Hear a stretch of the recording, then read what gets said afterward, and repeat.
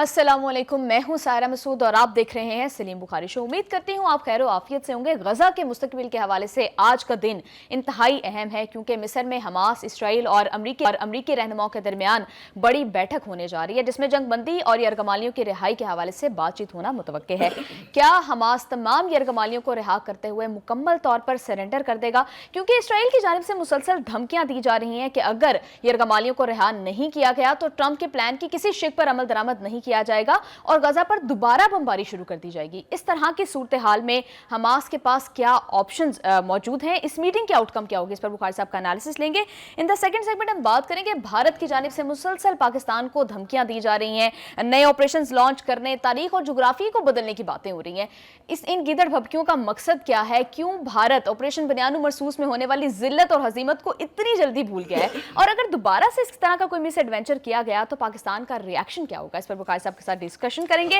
Lastly Punjab اور سندھ حکومت کی جانب سے دونوں طرف سے اختلافات جو ہیں وہ شدت اختیار کر رہے ہیں، لفظی جنگ جو ہے وہ جاری ہے۔ اگر حالات اسی طرح سے رہے تو کیا موجودہ حکومتی نظام خطرے میں پڑ جائے گا؟ ڈیٹیل ڈسکشن کے لیے لیٹس موو ٹورڈ سلیم بخاری صاحب۔ السلام علیکم بخاری صاحب، جی وعلیکم السلام، کیسی ہیں سائرہ آپ؟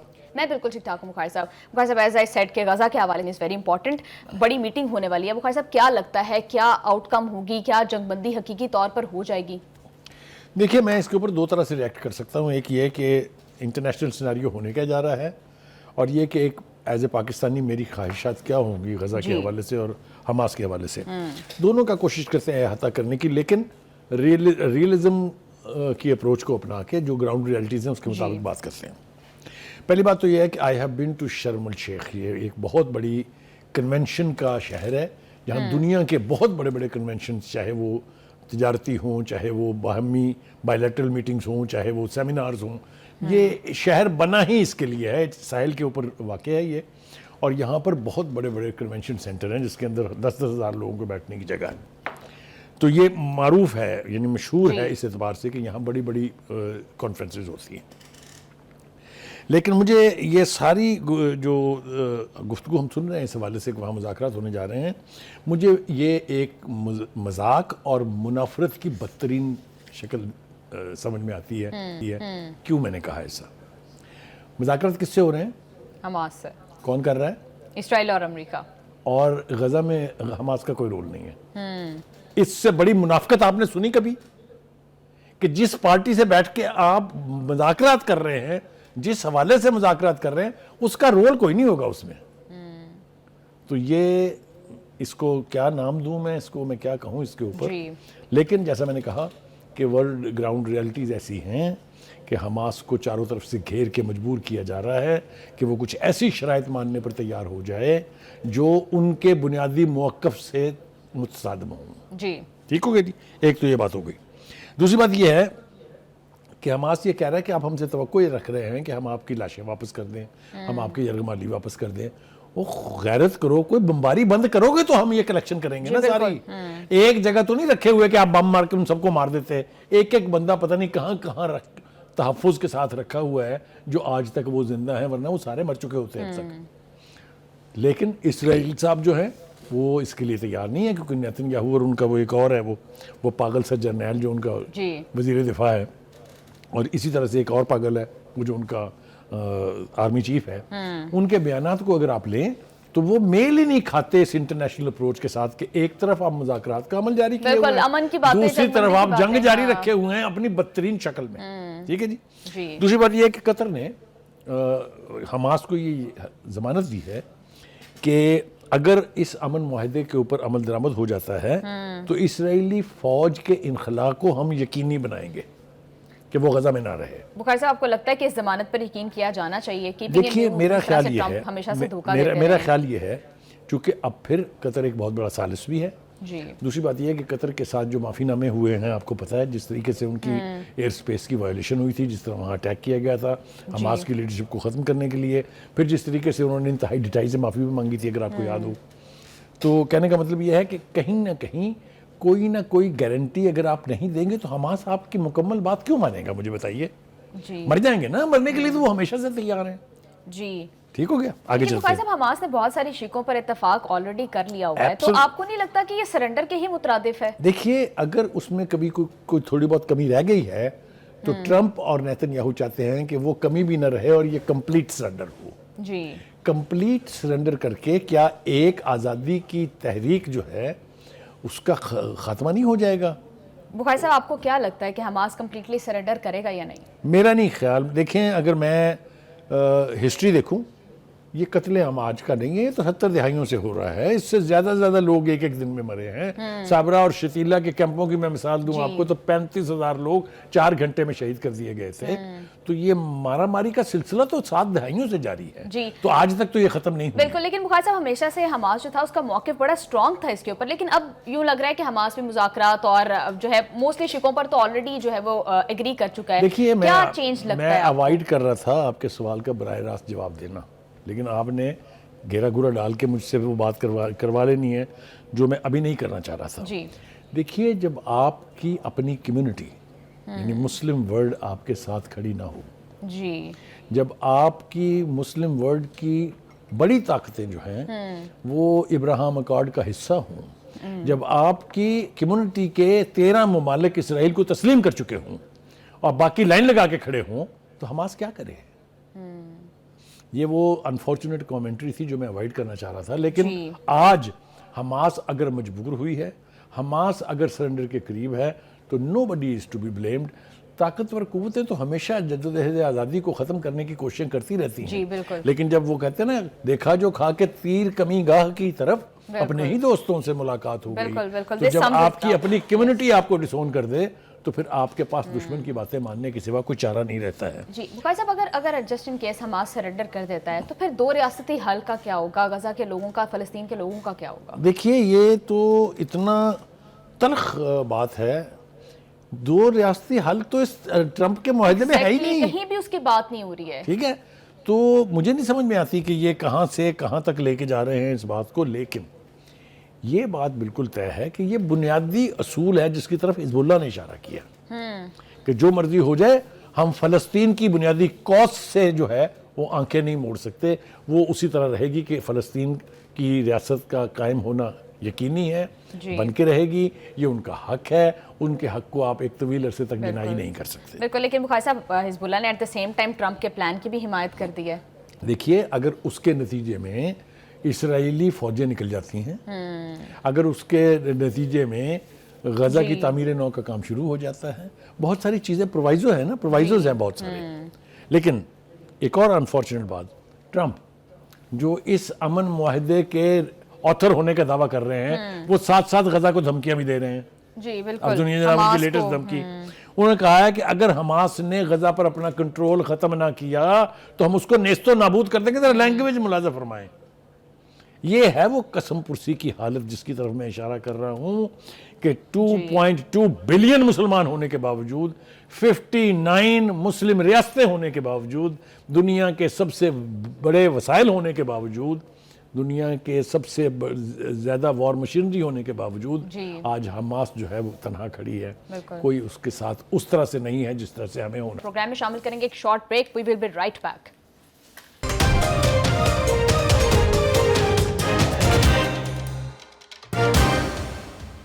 ویلکم بیک ٹو دا شو.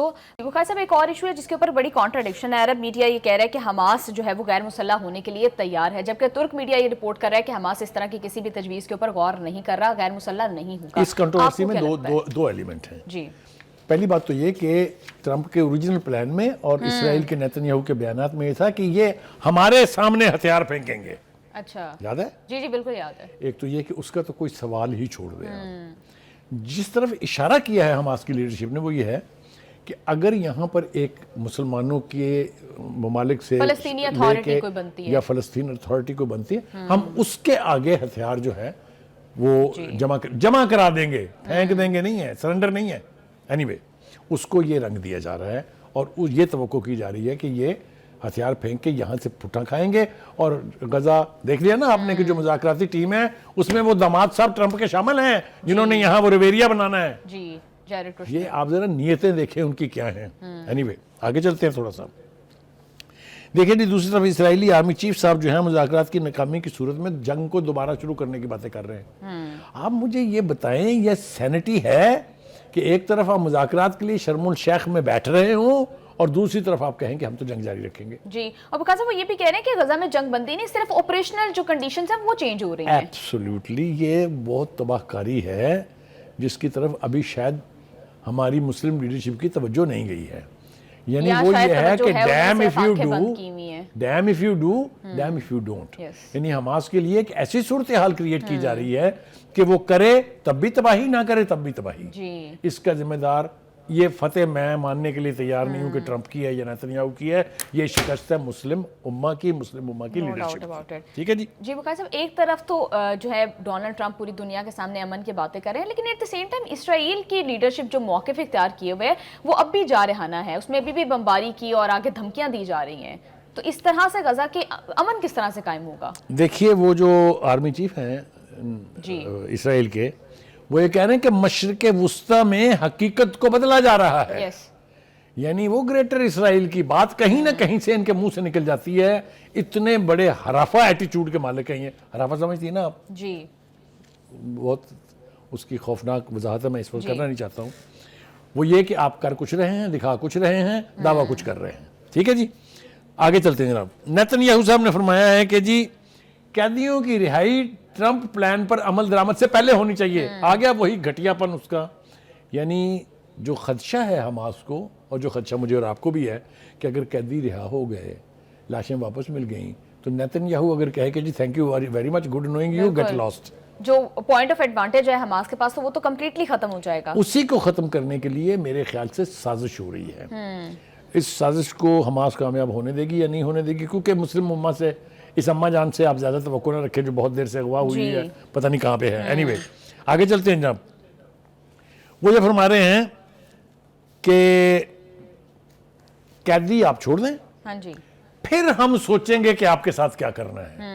ذرا مجھے اندازہ کر کے بتائیے کہ انٹرنیشنل لیول کے اوپر آپ کے مذاکرات ہو رہے ہیں, شرم الشیخ میں تینوں وفود بیٹھے ہوئے ہیں, آلریڈی وہاں پہنچ گیا. ایک اور یہ مزیدار بات یہاں یہ کہ وہ جو فلسطینی لیڈر قیادت کر رہے ہیں اس مذاکرات کی ٹیم کی, حماس کی, اس کے بارے میں اسرائیل نے دعویٰ کیا تھا کہ ہم نے ان کو ہلاک کر دیا ہوا ہے, معاذ شہید کر دیا ہوا. تو وہ بھی اس وقت اس کی قیادت کریں گے تو اس کے لیے بھی ان کو ڈوب مرنا چاہیے. اینی وے, نیتنیاہو یہ بھی کہہ رہے ہیں کہ جنگ ختم ہونے کے بعد فلسطینی اتھارٹی غزہ پر حکومت نہیں کرے گی. تو بخاری صاحب, کیا اس میں بالکل بھی پیلسٹائن کی کوئی ریپرزنٹیشن نہیں ہوگی کمپلیٹلی؟ دیکھیے, یہی تو بدقسمتی کی بات ہے کہ اس کے اوپر سیلیبریٹ کر رہی ہیں مسلم حکومتیں انکلوڈنگ قطر, کہ جی کیا بات ہے. یعنی آپ حماس کو تو مائنس کر رہے ہیں, چلیے سمجھ میں آتا ہے کہ آپ کے نزدیک وہ ٹیررسٹ آرگنائزیشن ہے, لیکن فلسطینی قوم کہاں ہے؟ وہ مظلوم قوم جس نے اتنی شہادتیں پیش کی ہیں, جو 7-8 دہائیوں سے جد و جہد آزادی جو ہے اس کو چلا رہے ہیں, وہ کدھر ہے؟ اس پورے ڈرامے میں کہیں آپ کو نظر آ رہی ہے فلسطینی قوم؟ I think that is the worst part of this agreement. بالکل بخاری صاحب ٹھیک کہہ رہے ہیں. اور بخاری صاحب, اس ساری سچویشن کے اندر اگر حماس غیر مسلح ہو جاتا ہے تو پھر تو یہ بات لیجیٹیمائز ہو جائے گی کہ حماس ایک ٹیررسٹ آرگنائزیشن تھی. You see, یہی وہ تکلیف ہے جس سے میں دوچار ہوں کہ ہر لحاظ سے it is negative for Hamas and all positive for Netanyahu. یہ ہے اس مذاکرات کی جسٹ جس کو لے کے سیلیبریٹ کر رہے ہیں. یہ آخری قبر کھودنے کے مترادف ہے حماس کی اور فلسطین کی جد و جہد آزادی کی. اس کے بعد طویل عرصہ لگے گا. جہاں تک ہتھیار پھینک کے دوبارہ مسلح ہونے کی بات ہے, اس میں تو گھنٹے لگتے ہیں. دنیا بھر میں اسلحہ بے پناہ. یہ اسرائیلی جو ہیں یہ بغیرت پوری دنیا میں ٹیررسٹ آرگنائزیشن کو اسلحہ بیچتے ہیں. اور بخاری صاحب, اگر حماس اب غیر مسلح ہو جاتی ہے اور یہ جنگ بندی ہو جاتی ہے تو what would be the outcome؟ اتنے سال ایک جنگ لڑی گئی, 66,000 فلسطینی اس میں شہید ہوئے, اس کا نتیجہ کیا نکلے گا؟ اس کا نتیجہ جو ہے وہ مسلم امہ کی فاتحہ پڑھنے کے اوپر ہے. یعنی میں آپ کو ایمانداری سے عرض کروں, کاش مجھے آزادی ہوتی وہ سب کچھ کہنے کی جو میں فیل کر رہا ہوں اس وقت. میرا دل بہت دکھی ہے, میں ذہنی طور پر بہت یعنی اذیت سے دوچار ہوں کہ حماس کے قتل عام میں, فلسطین کی کاز کی تدفین میں ہمارے تمام مسلم ممالک کے لوگ جو ہیں وہ شامل ہیں. میں کسی کو ایکسیپشن نہیں سمجھتا. غور سے سنیے میں کیا کہہ رہا ہوں. بالکل پوری کی پوری مسلم لیڈرشپ نے اس وقت ٹرمپ کا ساتھ دینے کے لیے نیتنیاہو کے ذریعے فلسطین کی کاز, فلسطینی ریاست, حماس, ان سب کی ایک مشترکہ قبر کھود کے دفن کر دیا اس میں. جی مقاصد, اور اگر یہ جنگ بندی ہو جاتی ہے تو it will be a win win situation for Trump and نیتنیاہو.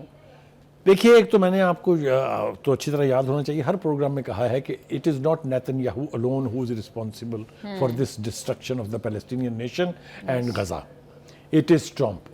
جی اگر آپ مجھ سے ایمانداری سے پوچھیں تو he is the main culprit. جی وہ کہتے ہیں نا کہ جو ظلم کر رہا ہو اس سے بھی زیادہ ذمہ دار وہ ہیں جو ظلم کا ساتھ دے رہے ہوں. جی بالکل. اینڈ نیتن یاہو نے آ کے امریکہ کی پوری تاریخ بدل کے رکھ دی ہے. اینڈ بخاری صاحب پتہ نہیں کس منہ سے یہ لوگ امن کی باتیں کرتے ہیں. ایٹ دا سیم ٹائم جو فلوٹیلا میں لوگ شامل تھے جس میں گریٹا تھنبرگ کا نام بھی جو ہے وہ موجود ہے، ان کے ساتھ جس طرح کا سلوک کیا جا رہا ہے، جس طرح سے ان کو قید کیا گیا ہے، وہ بالکل یہ ثابت کرتا ہے کہ اسرائیل ایک انتہا پسند قوم ہے. ایبسولوٹلی. آپ اس سے پیچھے چلیے، آپ کو یاد ہوگا ہم نے ایک پروگرام میں اس کا ذکر بھی کیا تھا کہ جو لوگ حماس کی قید سے رہا ہو کے گئے ہیں انہوں نے انٹرنیشنل میڈیا کو کیا بتایا کہ ہمارے ساتھ کیا سلوک ہوتا تھا، اور جو لوگ ان کی قید سے رہا ہو کے آئے ہیں ان کی جو حالت ہے انسانیت کو شرم آنی چاہیے ان کو دیکھ کے. جہاں تک فوٹیلا کے لوگ ہے، آپ دیکھیے گئے یہ جو گریٹا تھنبرگ ہیں یہ ایک انٹرنیشنل نون فگر ہیں. وہ انسانیت کی خاطر جو انہوں نے کیمپین لانچ کی ہوئی ہے اس کے بارے میں کون ہے جو واقف نہیں، لیکن ان کے ساتھ جو سلوک ہوا اس کے ٹی وی انٹرویوز چل رہے ہیں اب. ان کو بالوں سے پکڑ کے گھسیٹا گیا، ان کو پرچم کو جھک کے سلام کرنے کا کہا گیا، ان کو پرچم میں لپیٹ کے تصویریں کھچائی گئی. یہ کہاں ہوتا ہے؟ کون سی ماڈرن دنیا میں یہ ہوتا ہے؟ اور یہ سب کچھ دیکھ کے لیڈر جو ہیں وہ زبان سیے ہوئے ہیں، آر لے کے انہوں نے اپنے منہ سی لیے ہیں، مجالہ کسی کے منہ سے کچھ نکل جائے. جی بخاری صاحب بالکل ٹھیک ہے. اور اس طرح کے واقعات کے بعد اسرائیل کا اصل چہرہ جو ہے پوری دنیا کے سامنے آئے گا. پروگرام میں شامل کریں گے ایک short break. We will be right back.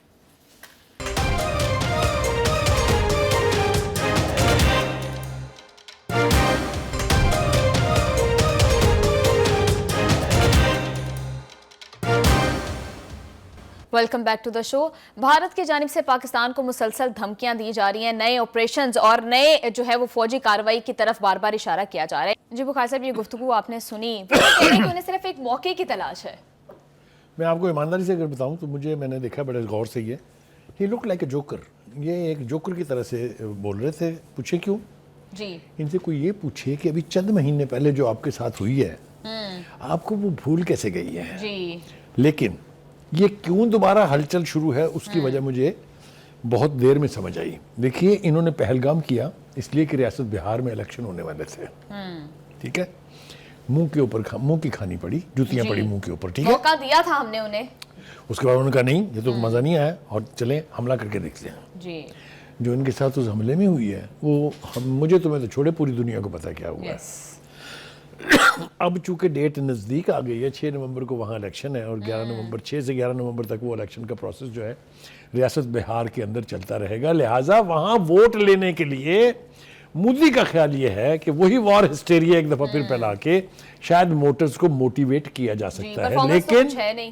لیکن مودی یہ بھول گئے ہیں کہ وہاں کے لوگ اب اچھی طرح سے سمجھ چکے ہیں کہ کتنے جوت پڑے ہیں آپ کو. دنیا میں آپ کی آئسولیشن کا حال کیا ہے.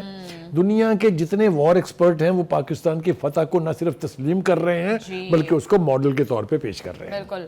انڈیا کے اندر سے سر، بھارت کے اندر سے لوگ شدید تنقید کر رہے ہیں، اب تک سوال کرتے ہیں اس کے اوپر. دیکھیے میں وہی عرض کرنے لگا ہوں آپ کو کہ جیسے میں نے کہا کہ انتخاب جیتنے کے لیے پہلے آپ نے پہلگام کیا، پھر اس کے بعد آپ نے پاکستان پہ حملہ کر دیا، پھر پاکستانی افواج سے اس کے نتیجے میں ذلت کمائی، پھر اس کے بعد پوری دنیا میں آپ کی رسوائی ہوئی. آپ چلے تھے پاکستان کو آئسولیٹ کرنے کے لیے، پورے بھارت کو آپ نے آئسولیٹ کروا دیا. دنیا کی سیکنڈ لارجسٹ آبادی کا ملک جو ہے وہ انٹرنیشنل ارینا کے اندر اب آئسولیٹڈ ہے اور تسلیم کیا جاتا ہے کہ it's a defeated country at the hand of the Pakistan armed forces. ٹھیک ہو گیا؟ آگے چلتے ہیں. اب بڑھ کے مارنے کا ٹورنامنٹ پھر شروع ہو گیا. وہاں مودی صاحب الگ لگے ہوئے ہیں، وہاں بدلے لیں گے، وہ میں نے سنی ہے ان کی وہ جھک جو مار رہے ہیں. جی بخاری صاحب یہ جتنی باتیں کہہ رہے تھے وہ سب تو جھوٹ تھے، لیکن ان کے اندر جو بدلے کی آگ ہے وہ والی بات شاید صرف درست ہے. اس کے اوپر میں بعد میں آتا ہوں. آپ کو یاد ہوگا جو بندہ محلے کے اندر بدماش بنا ہوتا ہے نا، جب اس کو کٹ پڑتی ہے نا تو وہ جب مار کھا رہا ہوتا ہے اور ساتھ کہتا ہے اب کے مار سالے، اب کے مار سالے. یہ تینوں مجھے وہ اب کے مار سالے کی مثال دکھائی دے رہے ہیں.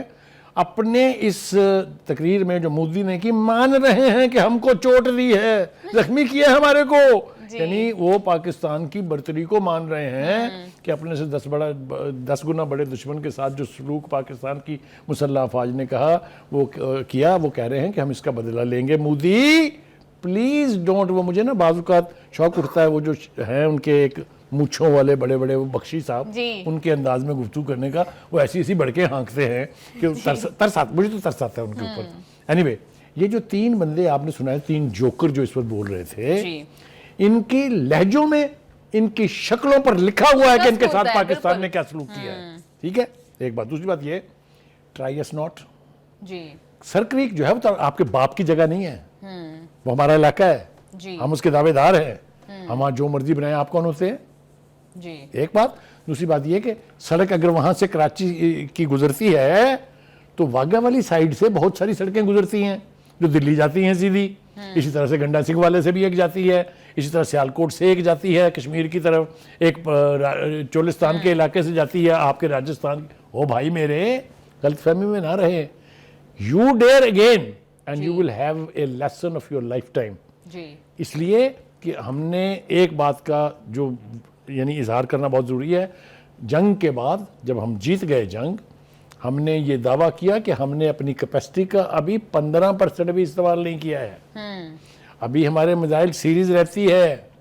ابھی ہمارے جو پائلٹس ہیں اور جو ہماری نیوی ہے اس نے یہ کہا ہے کہ next time we will teach you a lesson that your generation will read and study only in their syllabus بالکل. بخاری صاحب although we know کہ یہ موسٹلی اس میں جتنی وہ باتیں کریں گیدڑ بھبکیاں ہیں, لیکن جس طرح سے ہمارے وزیر دفاع صاحب کہہ رہے ہیں کہ خارج الامکان نہیں ہے کہ مزید کوئی ایک اور مس ایڈونچر بھارت کی جانب سے کیا جائے. آپ کو لگتا ہے کہ واقعی اس طرح کا کچھ ہو سکتا ہے؟ میں نے آپ سے عرض کیا یہ 6 نومبر کو ہونے والے الیکشن کا تقاضا ہے کہ یہ اس طرح کی بڑکیں ماریں. ان کے ساتھ جو ہوئی ہے ان کو سال ہا سال لگیں گے, ان کو ڈیکڈز لگیں گے to dare attack Pakistan again. یہ میں آپ کو بتا رہا ہوں اس لیے کہ پوری دنیا کے وار ایکسپرٹس نے بھی ان کو یہ مشورہ دیا ہے کہ ڈونٹ ٹیک پنگا ود پاکستان. جی بخاری صاحب دیکھیے, میں نے آپ سے عرض کیا کہ ہم ہوا میں نہیں بول رہے ہیں. یہ جو تقریریں آپ نے سنوائی ہمیں ہندوستانی لیڈروں کی, یہ سب ہوا میں ہے, اس لیے کہ ان کے عوام کو بھی پتا ہے کہ سلوک کیا ہوا ہے.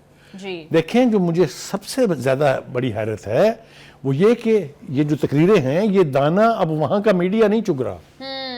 جس طریقے سے پہلے وہ آنکھیں بند کر کے بڑکیں ماری تھی اور بعد میں معافیاں مانگنے کا ایک سلسلہ جاری ہوا, تو یہ حلق پھاڑ پھاڑ کے اس لیے بول رہے ہیں کہ ان کا اپنا میڈیا بھی ان کا ساتھ نہیں دے رہا, ان کو حقیقت کا پتہ ہے. ٹھیک ہے, ایک بات. دوسری بات یہ ہے, بخاری صاحب آپ کو لگتا ہے کہ اس طرح کی یہ جو باتیں کر رہے ہیں اسے بہار الیکشنز پہ کوئی فرق پڑے گا اور مودی جیت سکیں گے؟ دیکھیے یہ ان کا خیال ہے, ماضی میں ایسا ہوتا بھی رہا ہے. یہ پاکستان بیشنگ جو ہے نا, یہ ان کے وہاں ہونے والے چاہے وہ الیکشن کسی ریاست میں ہوں یا نیشنل الیکشنز ہو رہے ہوں, یہ وہاں کا ایک سیٹ پیٹرن ہے کہ پاکستان بیشنگ شروع کر دے, پاکستان کے ساتھ کوئی فالس فلیگ آپریشن کر دے تاکہ ووٹ بینک جو ہے وہ سٹرونگ ہو جائے. میرا خیال سے اب بھارتی جنتا بھی اتنی سیانی ضرور ہو گئی ہے کہ ہمیں یہ دانہ نہیں چگنا ہے. جی بخاری صاحب, اور یہ بات بھی کر رہے ہیں کہ پاکستان جو ہے وہ ریاستی اسپانسرڈ جو ہے وہ دہشت گردی کرتا ہے, جبکہ یہ بات تو انٹرنیشنلی اسٹیبلشڈ ہے کہ بھارت وہ ملک ہے جو کہ دہشت گردی کرتا ہے دوسرے ممالک کے اندر.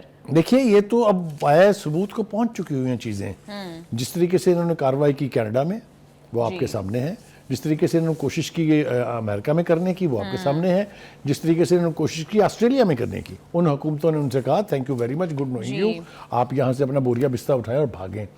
میں کہہ رہا ہوں کہ آخری کیل یہ ٹھونکی کہ جو خالصتان موومنٹ کے وہ پتونت سنگھ ہیں, ان کو ٹرمپ نے جب خط لکھ کے ان کے ساتھ اظہار یکجہتی کیا تو مودی کو اس دن ڈوب مرنا چاہیے تھا. ٹھیک ہے, تو انٹرنیشنل ارینا میں جو کچھ ہو رہا ہے وہ ہمارے سامنے ہے. رہی بات یہ کہ راجناتھ صاحب فرما رہے تھے کہ ہم ان کو سبق سکھائیں گے, بھائی ریسنٹ پاسٹ میں ہم آپ کو 2 مرتبہ سبق پڑھا چکے ہیں. ایک دفعہ آپ کے ابھینندن آئے تھے جن کو ہماری چائے بہت پسند ہے, ٹھیک ہے, اور دوسری دفعہ 6 مئی کو جو آپ نے کیا گھر جا کے پلا کر آئے تھے. ہاں, تو یہ ثبوت یہ آپ کے سامنے ہے صورتحال. آپ بہتر یہ ہے کہ آپ اپنے ووٹرز کو ویسے کنونس کریں اپنی کسی پرفارمنس کی بنیاد پہ. پاکستان والا سودا وہ خریدنے والے نہیں ہیں, یہ میں آپ کو گارنٹی سے کہہ رہا ہوں. جی بخاری صاحب بالکل ٹھیک کہہ رہے ہیں. پروگرام میں شامل کریں گے ایک short break, stay with us.